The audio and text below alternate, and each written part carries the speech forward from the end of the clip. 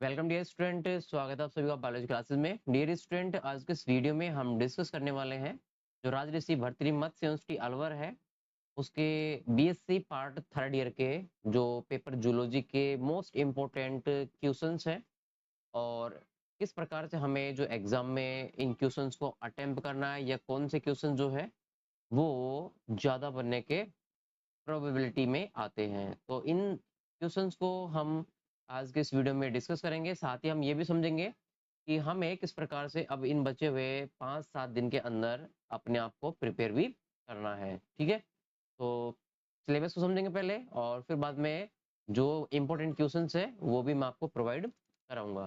तो शुरू करते हैं BSc part third year annual course के बारे में। फिलहाल जो अभी ये थर्ड ईयर की जो क्लास है यही एनुअल सिस्टम से बची हुई है। बाकी बीएससी फर्स्ट ईयर और सेकंड ईयर दोनों में ही सेमेस्टर एनईपी जो 2020 है वो लागू कर दिया गया है।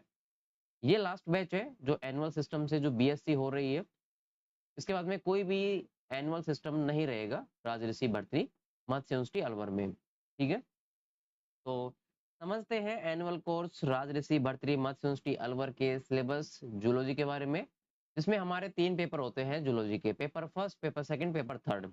पेपर जो फर्स्ट है वो है हमारे पास में कोर डेटा, उसकी स्ट्रक्चर और उसके फंक्शंस के बारे में। ठीक है, और जितने भी पेपर्स होंगे फर्स्ट सेकंड थर्ड उन सभी पेपर को यहाँ पर 3 जो सेक्शन है उसमें डिवाइड किया गया है। तो सेक्शन ए बी सी 3 यहाँ पर नाम रहने वाले हैं और पेपर में जो क्वेश्चंस आएंगे वो एक सेक्शन में से 3 क्वेश्चन जो है वो मिलेंगे और उनमें से आपको जो एक क्वेश्चन होगा वो करना होगा और फिर लास्ट में जब आप तीनों सेक्शन में से एक एक क्वेश्चन अटेम्प्ट कर लोगे उसके बाद में फिर जो आपने अटेम्प्ट कर लिया है उस क्वेश्चन को छोड़ करके फिर इन तीनों में से कोई भी एक क्वेश्चन जो है ना वो और अटेम्प्ट करना होगा। तो टोटल हमारे पास में कितने हो गए? 3 क्वेश्चन और प्लस में इनमें से कोई भी एक जो अब हम मतलब जो हमने कर लिया उसके अलावा जो बचा हुआ है वो और अटेम्प्ट करना पड़ेगा। तो टोटल हो गए हमारे पास में 4 क्वेश्चन। तो ये 4 क्वेश्चन तो होंगे हमारे लॉन्ग टाइप के। ठीक है, और जबकि जबकि जो पहला क्वेश्चन रहेगा इन सेक्शन के अलावा, ठीक है, वो हमारे पास में रहेगा शॉर्ट टाइप का क्वेश्चन रहेगा और क्वेश्चन नंबर ये फर्स्ट रहेगा। इसमें आपको शॉर्ट टाइप के 1 से लेकर के 9 तक के जो क्वेश्चंस है वो देखने को मिलेंगे। 9 भी और 10 भी हो सकते हैं। ठीक है, प्रत्येक क्वेश्चन जो होगा यहाँ पर वो 1 नंबर का रहेगा। तो इस हिसाब से शॉर्ट टाइप का जो हमारे पास में क्वेश्चन रहेगा पहला वो रहेगा यहाँ पर 9 नंबर का। ठीक है, और ये जितने भी लॉन्ग टाइप के जो क्वेश्चंस रहेंगे वो यहाँ पर टोटल क्वेश्चंस रहने वाले हैं 10 नंबर के। ठीक है, तो 10 चौक 40 और ये वाला भी 9 या 10 तक का रहने वाला है तो 10 नंबर इसके मिल जाएंगे। तो इस हिसाब से पेपर जो है आपका, एक पेपर जो है उसके जो मैक्सिमम मार्क्स होंगे वो रहेगा 50 नंबर का। ठीक है, और जबकि टाइमिंग जो रहेगी इसको करने के लिए वो रहेगी 3 हावर्स। ठीक है, 3 घंटे की। तो ये तो है एक तरीके से पेपर का पैटर्न। अब हम समझते हैं कि पेपर कोडेटा में जो हमारा सेक्शन ए है इसमें कौन कौन से चैप्टर जो है वो शामिल किए गए हैं और कौन से चैप्टर जो है वो पेपर में आ सकते हैं या फिर देखा जाए तो उनके कौन से जो मोस्ट इंपोर्टेंट पॉइंट्स हैं या क्वेश्चन है वो बनने वाले हैं। तो पहले समझेंगे सिलेबस, टोटल पॉइंट्स, और फिर समझेंगे कि इस पॉइंट में से ये वाला क्वेश्चन जो है वो बनने वाला है। ठीक है, तो जो सेक्शन ए है उसका जो पहला चैप्टर है वो है हमारे पास में क्लासिफिकेशन ऑफ कोडेटा, यानी कि कोडेटा एनिमल का क्लासिफिकेशन पूछा गया है। अब ये क्लासिफिकेशन जो है ना वो यहाँ पर दो तरीके से पूछा गया है कि अगर आप नॉर्मल जो कि एक तरीके से मैमल्स वाली कैटेगरी को छोड़ दोगे तो उससे ऊपर के जितना भी कोडेटा का क्लासिफिकेशन होगा उसका तो आपको क्लासिफिकेशन करना होगा केवल जो ऑर्डर है वहां तक की रैंक का। ठीक है, और मैमल्स की जब बात आती है तो मैमल्स के अंदर हमें क्लासिफिकेशन करना होता है उनकी सब क्लास तक। ठीक है, तो ये चार्ट के रूप में भी पूछेगा और मतलब पूरा डिस्कशन के रूप में भी पूछ सकता है। तो एक क्वेश्चन तो यहाँ से बन रहा है पहले पॉइंट से कि क्लासिफिकेशन ऑफ कोर डेटा का चार्ट बनाओ या फिर पूरा डिटेल जो है वो यहाँ पर आपको बताना पड़ेगा। ठीक है, इसके बाद में दूसरा हमारे पास में चैप्टर है इस सेक्शन का, वो रहने वाला है हमारे पास में जो कंपैरिजन है, कंपैरिजन, ठीक है, कोडेड एनिमल्स का कंपैरिजन है, ठीक है। कंपैरिजन भी किस किस चीज का रहने वाला है, हैबिट को लेकर के कंपैरिजन होगा, ठीक है। इसके अलावा उनके एक्सटर्नल फीचर को लेकर के कंपैरिजन होगा, एक्सटर्नल फीचर्स, ठीक है। इसके अलावा एनाटॉमी को लेकर के कंपैरिजन होगा, ठीक है। और ये तीनों फीचर जो होंगे ना कंपैरिजन के, वो किस में पूछ जाएंगे, तो उसके लिए मैं यहाँ पर मेंशन कर रहा हूँ कितने सारे एग्जाम्पल्स होंगे जिनमें ये कंपैरिजन पूछा जाएगा। तो फर्स्ट एग्जाम्पल हमारे पास में रहने वाला है हर्डमानिया, ठीक है।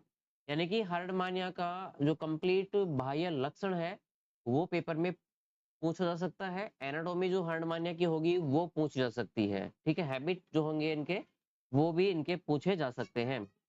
इसके अलावा दूसरा एनिमल जो है वो है यहाँ पर ब्रेंकियोस्टोमा, ब्रेंकियोस्टोमा, ठीक है। इसके भी ये तीनों जो फीचर्स है ना वो पूछे जा सकते हैं। तो दूसरे वाले चैप्टर में से हमारे पास दो एग्जाम्पल है, इनमें से कोई भी एग्जाम्पल पेपर में देखने को मिलेगा, ठीक है। अब उनके क्वेश्चंस कैसे बनेंगे वो मैं आपको मोस्ट इंपोर्टेंट क्वेश्चंस में बना करके एक पीडीएफ जो है ना वो आपको टेलीग्राम पे सेंड कर दूंगा। टेलीग्राम पे जा करके आप उनको डाउनलोड कर लेना और अपने नोट्स से उनको आप पढ़ लेना, ठीक है। इसके बाद में जो तीसरा क्वेश्चन आता है, ठीक है, वो है हमारे पास में एसिडियन टेडपोल लार्वा का, ठीक है। तीसरा एसिडियन टेडपोल लार्वा,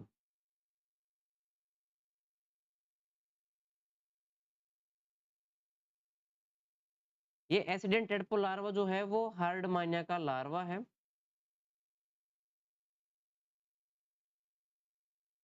ठीक है। तो यदि आप हार्डमानिया वहां पे पढ़ रहे हो तो साथ में इसको भी आप पढ़ सकते हो। तो एसिडेंट टेडपोल लार्वा के ऊपर क्वेश्चन आता है टिप्पणी के रूप में कि टिप्पणी लिखो, ठीक है, इसको लेकर के। तो एसिडेंट टेडपोल लार्वा जो है यहाँ पर मोस्ट इंपोर्टेंट रहने वाला है आपके एग्जाम में। इसके बाद में अगला जो क्वेश्चन है वो रहने वाला है एसिडेंट टेडपोल लार्वा के दो फीचर यहाँ पर दिए हुए हैं, एक और रह गया इसमें एसिडेंट टेडपोल लार्वा।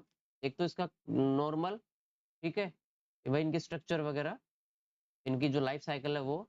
और दूसरा है इसमें इनके अंदर मेटामॉर्फोसिस की जो घटना घटती है, मेटामॉर्फोसिस, ठीक है। ये वाला फीचर भी जो है वो पेपर में पूछा जा सकता है। इसके अलावा अगर हम देखें यहाँ पर तो अगला चैप्टर जो है 4 नंबर का वो है हमारे पास एफिनिटीज को लेकर के, ठीक है, एफिनिटीज को लेकर के, ठीक है। जो सजातीयता होती है मतलब एक एनिमल जो है हमारे पास में, जैसे एक सब फाइलम है हेमिकोडेटा, दूसरा है यूरोकोडेटा और तीसरा है सिफेलोकोडेटा, राइट। इन तीनों ही सब फाइलम के अंदर जो एनिमल्स आते हैं वो कहीं ना कहीं आपस में रिलेशन शो करते हैं। और डिफरेंस तो इनमें होगा ही होगा क्योंकि अलग अलग सब फाइलम में इंक्लूड है। तो रिलेशन जो इनमें शो हो रहा है उसको लेकर के यहाँ पर ये जो क्वेश्चन है वो पूछा गया है, एफिनिटीज, ठीक है। और ये जो एफिनिटीज जो होती है ना वो यहाँ पर तीनों के अंदर पूछी गई है। हेमिकोडेटा में भी पूछी गई है, हेमिकोडेटा, हेमिकोडेटा वर्सेस जो सिफेलोकोडेटा होता है, और या फिर वर्सेस जो यूरोकोडेटा होता है, ठीक है, तीनों ही। तो मतलब हेमी का यूरो के साथ में भी रिलेशन पूछ सकता है, हेमी का सिफेलो के साथ में भी रिलेशन पूछ सकता है। ऐसे सिफेलो का यूरो से पूछ सकता है और यूरो का सिफेलो से भी पूछ सकता है, ठीक है। तो 4 पॉइंट हो गए जो हमारे सिलेबस में अभी तक सेक्शन ए में जो आ रहे हैं उनकी मैं बात कर रहा हूँ। इसके बाद में एक चैप्टर जो है वो और रहता है, वो भी यहाँ पर हमारे पास में जो हैबिट, एक्सटर्नल फीचर्स और एनाटॉमी को लेकर के है। तो उसको भी मैं यहाँ पर रख देता हूँ एग्जाम्पल नंबर 3 पे, ठीक है। यानी कि एक एग्जाम्पल और है जिनके भी ये तीनों चीजें पूछी गई हैं। और ये एग्जाम्पल जो है वो है पेट्रेमाइजोन, ठीक है, पेट्रोमाइजोन, जोन, ठीक है। और ये जो पेट्रेमाइजोन है, इस पेट्रेमाइजोन का, ठीक है, जो लार्वा है एमोसिट, वो भी पेपर में पूछा जाता है, एमोसिट लार्वा, ठीक है। तो ये वाला जो चैप्टर है पेट्रेमाइजोन या एमोसिट लार्वा का, ऐसा ही हर्डमानिया जो आप देख रहे हो यहाँ पर, हर्डमानिया, ठीक है। हर्डमानिया के साथ में लार्वा आता है एसिडियन टेडपोल लार्वा, और पेट्रेमाइजोन के साथ में आता है एमोसिट लार्वा। तो ये मतलब दोनों चैप्टर जो है ना वो कहीं ना कहीं इंपॉर्टेंट रहने वाले हैं, या तो हर्डमानिया पूछेगा या फिर इसका लार्वा एसिडियन टेडपोल लार्वा, या पेट्रेमाइजोन या फिर इसका जो एमोसिट लार्वा है उसके बारे में। तो ये चैप्टर जो है वो आते हैं हमारे सेक्शन ए के अंदर, ठीक है, इससे बाहर कहीं नहीं जाएगा। बट फिर भी मैं आपको बताऊंगा कौन कौन से मोस्ट इंपोर्टेंट क्वेश्चंस बनने वाले हैं। अब इसके बाद में बात करते हैं सेक्शन नंबर बी की, ठीक है। सेक्शन नंबर बी, ये मैं बात कर रहा हूँ पेपर हमारा जो कोर डेटा है उसका। अब देखिए सेक्शन बी में कौन कौन से चैप्टर रहने वाले हैं उसको हम यहाँ पर डिस्कस करते हैं।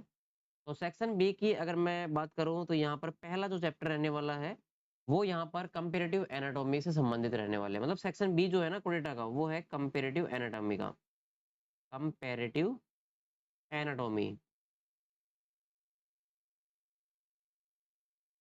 ठीक है। यहाँ पर एनाटॉमी के बारे में पूछ जाएगा, और एनाटॉमी यहाँ पर हमारे पास में काफी सारे चीजों को लेकर के है। पहला है इंटेगुमेंट, अध्यावरण को लेकर के, इंटेगुमेंट, यानी कि कोडेटा एनिमल्स के अंदर जो स्किन होती है, ठीक है, उस स्किन के बारे में कंप्लीट वर्णन इस चैप्टर में शामिल किया गया है।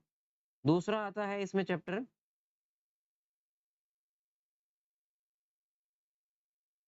जो एंडोस्केलेटन है, यानी कि स्केलेटन सिस्टम, स्केलेटन सिस्टम। और इसमें मोस्टली जो स्केलेटन सिस्टम है वो यहाँ पर एंडो टाइप का आता है, अंत या कंकाल, एंडो स्केलेटन, ठीक है, क्योंकि अधिकतर जो कोडेड एनिमल्स है ना वो एंडोस्केलेटन ही रखते हैं। उसके बाद में जो तीसरा चैप्टर है वो कौन सी एनाटॉमी को लेकर के है, तो ये है डाइजेस्टिव सिस्टम की एलिमेंट्री कैनाल को लेकर के, एलिमेंट्री कैनाल, ठीक है, कि कोडेटा के अंदर किस प्रकार की एलिमेंट्री कैनाल पाई जाती है उसका पूरा वर्णन जो है इसमें पूछा गया है। अगला जो चैप्टर है वो यहाँ पर एनाटॉमी का दिया गया है, कोडेटा के हार्ट एंड उनकी जो आर्क है, आओर्टिक जो आर्क है उसके बारे में, धमनी चाप जिसको अपन बोलते हैं, ठीक है। इसके बाद में पांचवा जो चैप्टर है इसमें वो आता है रेस्पिरेटरी सिस्टम को लेकर के, रेस्पिरेटरी सिस्टम। ये रेस्पिरेटरी सिस्टम जो है ना वो कोडेटा एनिमल्स का दिया गया है, ठीक है। और छठा जो यहाँ पर हमारे पास में जो एनाटॉमी है वो है यूरोजेनिटल सिस्टम को लेकर के।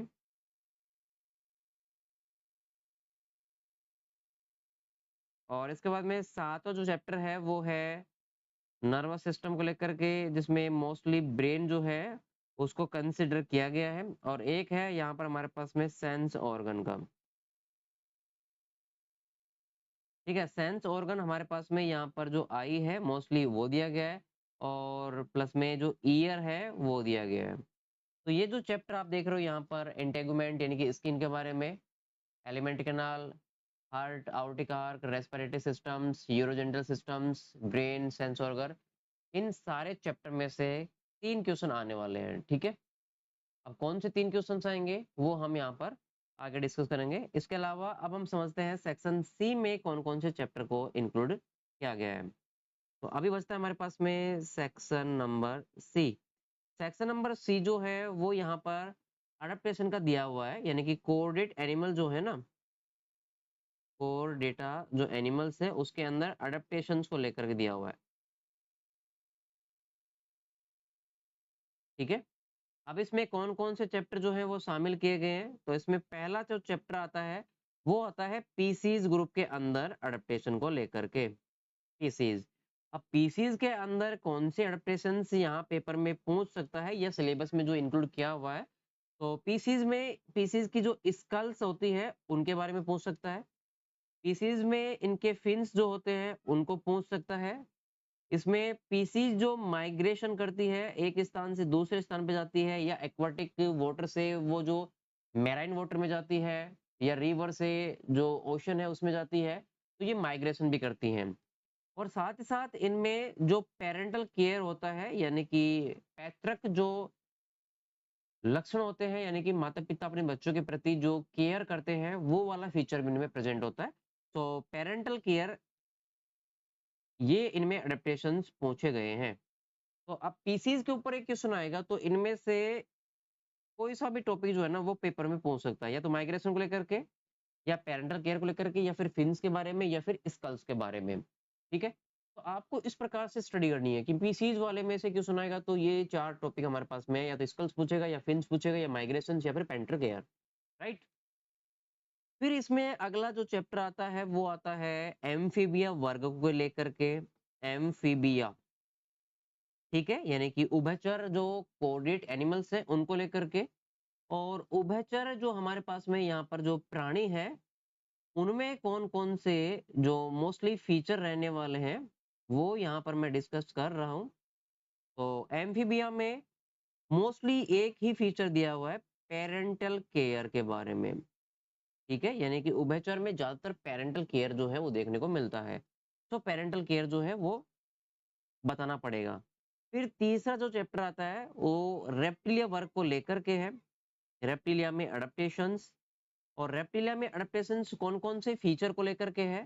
तो भाई रेप्टिलिया में क्या होते हैं कि स्नेक जो होते हैं ना, स्नेक, उनकी कैटेगरी होती है, या तो स्नेक कैसा होगा, पॉइजन वाला होगा, तो पॉइजनस स्नेक, या फिर वो नॉन पॉइजन स्नेक होगा, नॉन पॉइजन स्नेक। तो इसके ऊपर क्वेश्चन आ सकता है, तो विषहीन और विष वाले सर्पों के बारे में बताइए। उनके फीचर पूछेगा, या इनमें डिफरेंस पूछ लेगा, या इनकी विशेषताएं पूछ लेगा कि आप कैसे इनको आइडेंटिफाई करोगे। इसके अलावा इनमें जो पॉइजन के लिए जो अपार्टस होता है, जिससे ये अपने विष को किसी भी जो शिकार होता है, ठीक है, जिसको भी ये डसता है, उसमें किस प्रकार से एंटर कराता है, तो वो भी यहाँ पर पूछा जाता है। तो यहाँ पर आएगा पॉइजन, ठीक है, अपार्टस के बारे में। अपार्टस, ठीक है, एपरेटस बोल दो, अपार्टस बोल दो, ठीक है। उपकरण बोलते हैं इसको, दंश उपकरण, ठीक है। ये अगर आप हिंदी मीडियम से हो तो दंश उपकरण, इसके ऊपर पेपर में टिप्पणी पूछ लेता है, ठीक है। तो रेप्टिलिया के मोस्टली ये दो ही क्वेश्चन जो है वो बनते हैं। इसके अलावा अगर मैं अगले चैप्टर की बात करूं, तो नेक्स्ट अगला चैप्टर जो है वो एवीज ग्रुप को लेकर के है, पक्षियों के बारे में है, और उनकी विशेषताएं। पक्षियों में तो मोस्टली विशेषता क्या होती है, फ्लाइट, अडप्टेशन होती है, और माइग्रेशन होते हैं। पक्षी जो होते हैं, या तो वो क्या करेगा, फ्लाइट करेगा, तो फ्लाइट अडेप्टेशन सबसे ज्यादा इंपॉर्टेंट रहने वाला है, ठीक है। या फिर इसके अलावा इनमें जो है माइग्रेशन देखने को मिलेगा, माइग्रेशन, ठीक है। ये दो फीचर जो हैं वो एविज ग्रुप में से बनते हैं, या क्वेश्चन जो है वो बनते हैं। बर्ड माइग्रेशन, इसको बोलते हैं बर्ड्स माइग्रेशन, ठीक है। और इसके बाद में एक चैप्टर जो है वो और रहता है सेक्शन सी में, और वो है मैमल्स की कैटेगरी को लेकर के, मैमल्स, ठीक है, मैमल्स की कैटेगरी को लेकर के। अब मैमल्स में क्या होता, मैमल्स में कौन से अडेप्टेशन होते हैं, तो मैमल्स में अडेप्टेशन होते हैं इनके रेडिएशन को लेकर के, रेडिएशंस को लेकर के, विकिरण को लेकर के, ठीक है, विकिरण को लेकर के। और एक क्वेश्चन इसमें और बनता है, जो कि यहाँ पर इनके डेंटेशन को लेकर के है, ठीक है, दंत विन्यास को लेकर के, डेंटिशन, मनुष्य में जो दंत विन्यास होता है उसके बारे में, ठीक है। तो ये तो आपको पैटर्न समझना है कि इस प्रकार से जो है हम हमारे सिलेबस को अब कवर कर सकते हैं। ये एक बेस्ट तरीका है। आप सेक्शन सी में टारगेट कर लो कि मेरे को सेक्शन सी में से जो 3 क्वेश्चन मिलेंगे वो कौन-कौन से चैप्टर में से मिल सकते हैं। तो भाई वो इन 5 चैप्टर में से मिलेंगे, ठीक है। अब वो कौन-कौन से क्वेश्चन बन सकते हैं, तो क्वेश्चन नंबर 1 यहाँ से बन सकता है, दूसरा यहाँ से बन सकता है, तीसरा यहाँ से बन सकता है। चौथा क्वेश्चन यहाँ से बन सकता है। पांचवा ये पेरेंटल केयर का एम्फीबिया का बन सकता है। छठा ये बन सकता है। सातवां ये अपार्टस का बन सकता है। आठवां फ्लाइट अडेप्टेशन का बन सकता है। नौवां बर्ड्स माइग्रेशन बन सकता है। 10वां जो है वो विकिरण को लेकर के, और 11वां जो है वो डेंटेशन को लेकर के बन सकता है। तो ऐसे ये क्वेश्चन जो है ना वो आप ऐसे मॉडिफाई कर लो, आप बाहर छांट लो आप।